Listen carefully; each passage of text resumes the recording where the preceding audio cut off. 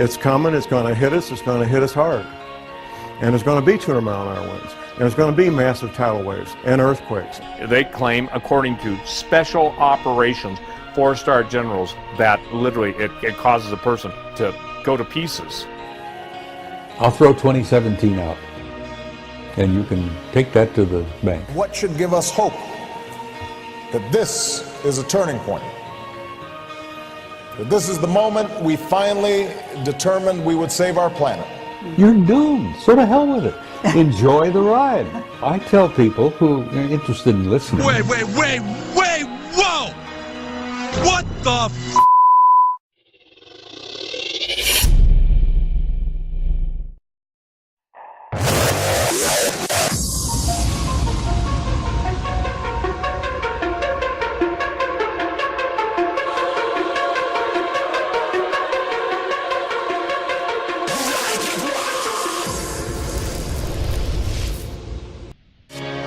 Wise men said, just walk this way to the dawn of the light. The wind will blow into your face as the years pass you by. We all call it Planet X or Nibiru, but it is a dwarf star. It's either a red dwarf or a brown dwarf star. Now, the object, which is clearly Planet X by deductive logic process elimination, is therefore now between Mars and Jupiter. It's not in the outer reaches of the solar system. It can clearly be seen, especially from the southern hemisphere. The implications and the side effects of what might happen to us here on Earth is pretty scary. We're going to get into some of that. Now, one of the cool things that David discusses with us here is instead of having to just take his word for it, he gives you coordinates on where you can actually see it for yourself. Mid-2017, he says we're going to see an eclipse with Nibiru. He has been able to take his background and transition it into research on Planet X, and has recently compiled an awesome book with a treasure trove of information. David, how the heck are you?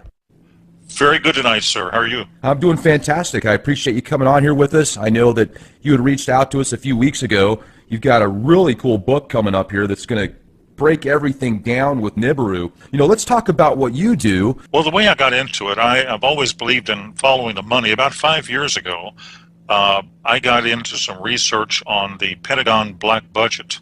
And I don't know if you recall, but you probably do, that the day before 9/11, Don Rumsfeld announced at a Pentagon news conference that the agency was 2.2 trillion short. Money was simply missing, 2.2, not billion, but trillion. So having worked for a period of time at the Pentagon, I realized this was most likely black budget funds.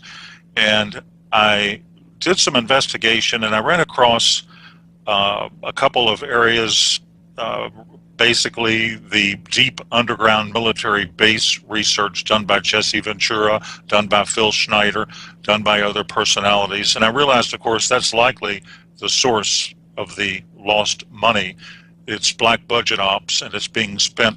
And why is it being spent in terms of these type of bases? So that's how my curiosity was picked, you might say. These bases, I understand, are built away primarily from geologic tectonic areas, but again, when Planet X passes, you're going to have new geotectonic faults established when you have force 11, 12, 13, 14 earthquakes. So I don't know how safe they're going to be. It could be a lost investment for those people. In any case, that was my basic introduction about 5 years ago, and then I got into the science of the topic. My understanding, and this is partly from Phil Schneider, I know he worked 11 years at Groom Lake, Area 51. He says the black budget varies between 0.2 trillion and 1.2 trillion per year. I'm not sure when the inception started. It was absolutely going on in the late 70s and 80s. He says a couple of dozen of these may be reasonable for protection. I agree, nuclear protection. But the question is, why do we have over 130 of these? That doesn't really make any sense unless, obviously, Planet X is absolutely a fact, which it is. Well, so, 4 years ago, I remember reading an article on Yahoo News that claimed eventually people are going to be able to look up in the sky and they're going to see what looks like a second sun, but really it's a giant sun that exploded. I think they said it was Betelgeuse or something like that. So in my mind, when I read stuff like that in the news, I think it's, the forces behind the scenes or whoever's kind of orchestrating the media prepping people, subconsciously getting them ready for this type of event. First, it's just an explosion that looks like a sun, and then, hey, oh, it is a sun.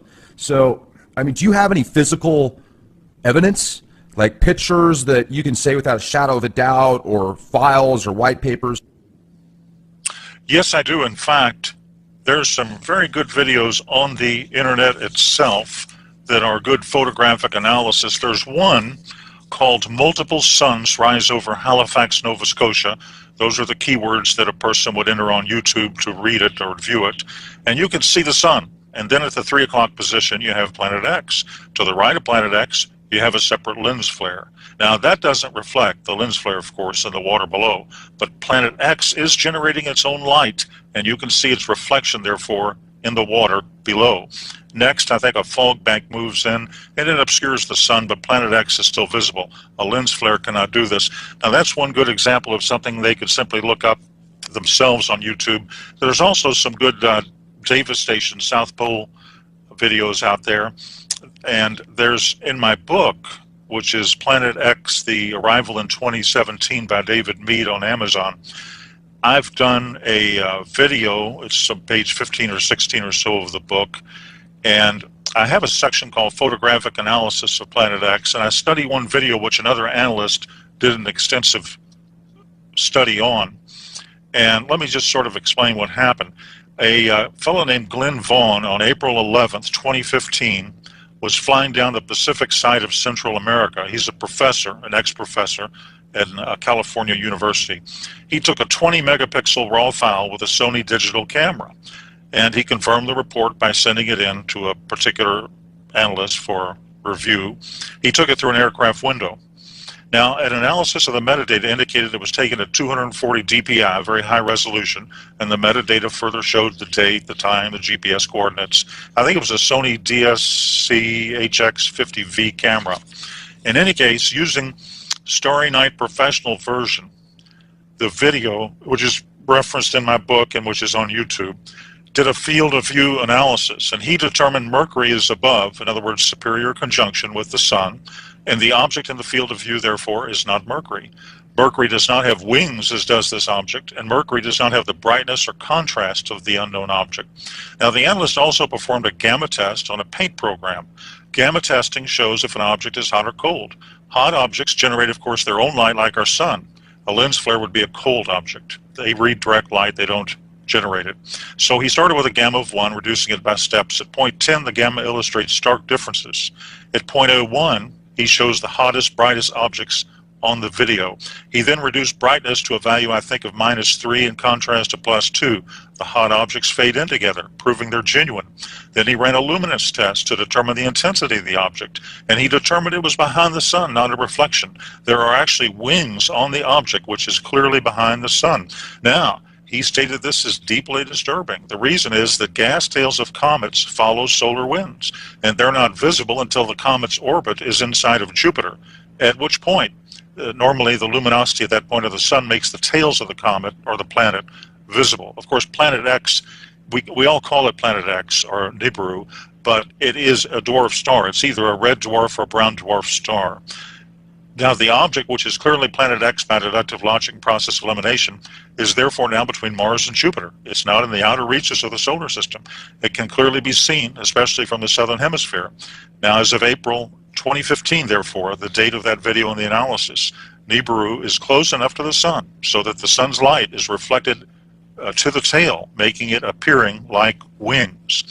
And there's one other quick comment I'd make, because actually that video had 2 parts. The second part was a lady who lives near where I do, Sanibel Island, Florida, Melissa Huffman. Now, you can look at this video itself on YouTube. I think it has more or less gone viral, and nearly 1 million people have looked at it. And this is a 2015 video. The object is very interesting. She pans the sky and shows the object and then the moon. Now, it's clearly a planet visible just north of the sun. Using stellarium, And knowing the moon phases, comparing it to her video on the moon, you can go to the derived date, take away the atmosphere and the ocean, and you can determine the relationship of the stars to the horizon. So to determine the date, you basically just use moon charts. And the moon is well below the horizon in all dates after September 26, 2015. Therefore, the video was taken earlier. Now, September 2015 moon phases give us a comparable to the moon in the video. And if you look at the moon phases diagram to the actual picture of the moon, it has to have been photographed on September 23, 2015, based on moon phasing. Now, on that date, Mercury in stellarium is very dim, somewhat above the horizon. Also, I believe it's in a different location than the unknown object. All other planets are below the horizon. The video therefore conclusively and plainly shows an unidentified planet, or dwarf star, planet X, of some significant magnitude quite clearly. So I can reach no other conclusion, and the analyst did himself, than this is a rare photo from this hemisphere of planet X approaching us. Wow. You know, and there's also speculation now, and I hadn't heard this until about a year ago, that not only is Planet X going to come our way, this dwarf star, but also a bunch of planets with it, like it's bringing in its own solar system. Is there evidence or truth to that? Right. There's a number of videos there. I've seen some real good ones from the South Pole Telescope, and they indicate that there are a variety of moons around this. It's basically, as you say, it's its own solar system. A lot of people don't realize this, but binary, what we've got in our solar system here is obviously a binary twin. 76%, this is a fact, of all stars are binary twins. In fact, 16% are trinary twins. There are three suns, but ours has a binary companion, and it comes under the name of Planet X, Nibiru, and so forth, Nemesis. There are various names to it. But ours has a binary twin, and it's very common. It's extremely common, and it's basically what is approaching us. And apparently, from all descriptions, indications, reports, insider reports, photographs, and other sources of human and signal intelligence, it contains 5 to 7 moons around it. So it's a solar system approaching our solar system, which makes it extremely dangerous. The red dragon of Revelation 12 may well be, and I believe rather obviously is, Planet X, as is referred to in an earlier chapter of Revelation, I think Revelation chapter 8, in a similar manner. A colleague of mine at the university, one university in the western U.S., brought up a very interesting point, perhaps a cover-up to my attention. Here it is. Basically, he said, the areas of the dragon anomaly have been covered or patched up by Google Sky in the past. But one of the ways to actually see what is behind this patched out area is to use a program called Skyview by NASA. Skyview, what that is, it's a virtual observatory on the net. It generates images of any part of the sky from wavelengths of all regimes, radio to gamma. You just filter it. Now, when you view these images in various filters, you can see the actual color of this anomaly in Virgo is red, and it does look very menacing, as it appears to have a face like a dragon with 2 profound eyes. It's very intriguing and quite strange. Now, just for your listeners, I'll provide very briefly the right ascension and declination if they want to go to Skyview. And here it is. Just cut and paste this coordinate. Here's the right ascension, 13 hours, 50 minutes, 44 seconds. Here's the declination, and that would be minus 8 hours, 13 minutes and 59.7 seconds. So right ascension is the celestial equivalent of longitude, and in the sky latitude is called declination. So you just enter those coordinates, and then on Skyview you just choose the Iris 100 micron telescope setting, and there you are. You've never seen an object quite like this one. Now, the sign itself might be a sweeping parenthetic of that entire biblical 70th week of Daniel, which is a key to solving the most complex cryptogram in existence, the book of the Apocalypse. As to what it is, the astronomical scientific community, I think, is keeping a very low profile. And the question is, why did they ever cover it up to begin with? Well, and not only that, if we could get into some of the more scientific stuff as well. Because it's so close now, it's different. When it was first observed, probably the first time it was actually observed, it was observed in the infrared spectrum in 1983 by a orbiting Earth satellite telescope called the Infrared Astronomical Satellite. And this is when all those articles appeared in the Washington Post and the New York Times and so forth. And that's when right before blackout occurred. There were some articles over a 6 to 12 month period of time when it was pretty much spoken freely of, and then all of a sudden, I think they realized the seriousness of the matter, and they went ahead and produced a blackout. Now, remember this, the blue daytime sky is going to hide Planet X until it eclipses the sun. But there is going to be a full disk solar eclipse right after September 23rd, 2017.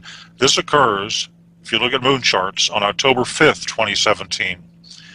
And what happens, of course, during a full disk solar eclipse is the sky turns black, and that will reveal at that point, that week, in my opinion, the week of October 5th to 12th, according, if the book of Revelation is true, because this ties in perfectly with it, that could well be the exact month that we can first see it with the naked eye.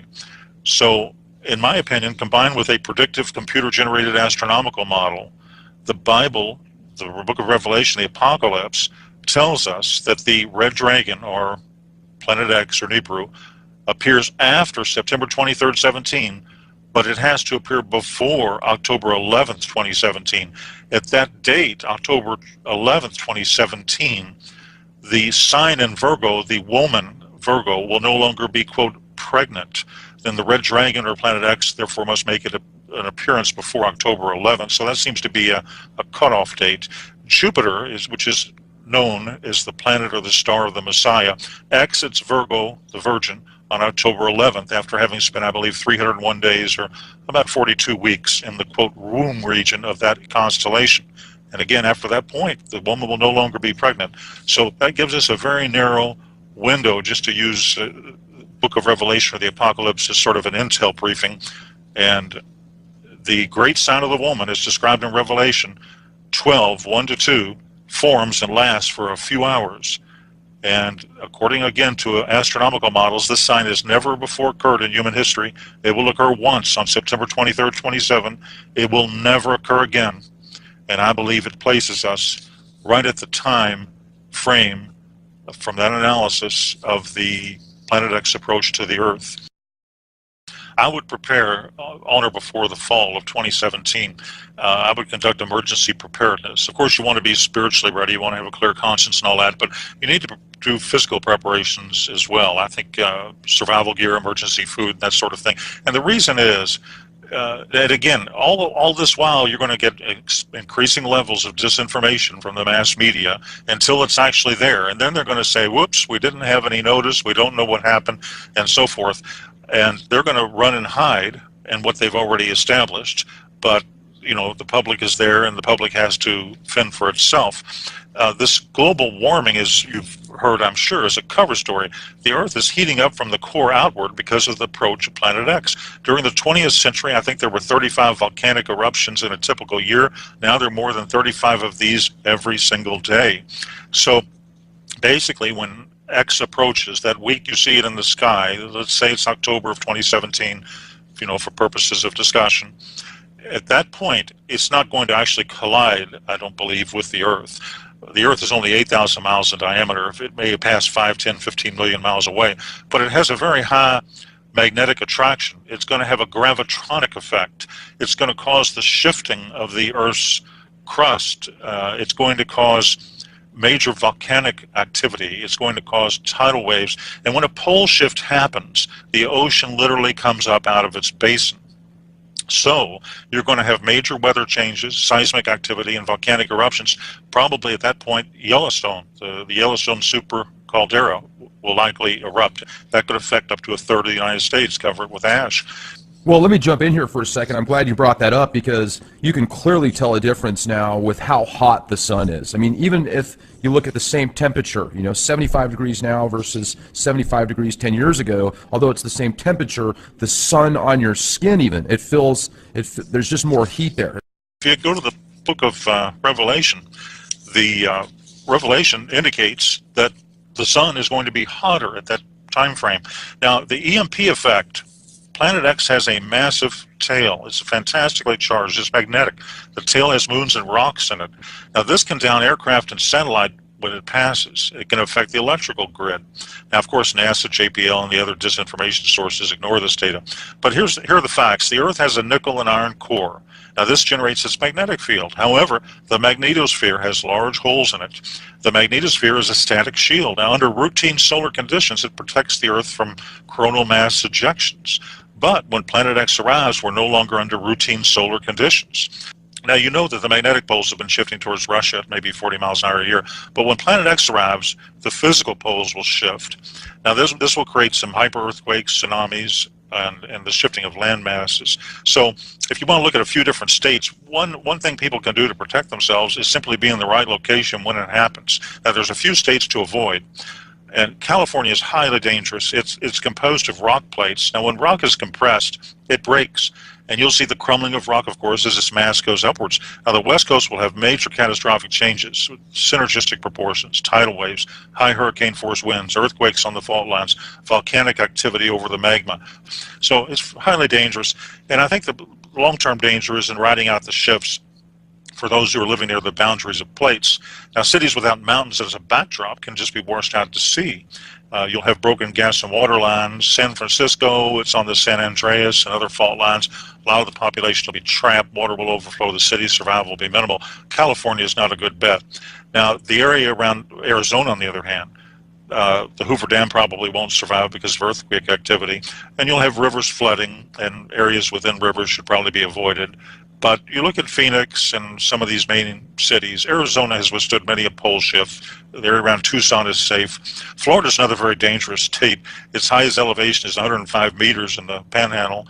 But as for Central and South Florida and the Keys, these parts can be devastated by a tide of water. Colorado, for example, is a safe area. The domestic division of the CIA is relocating to Colorado. That should give viewers many clues right there.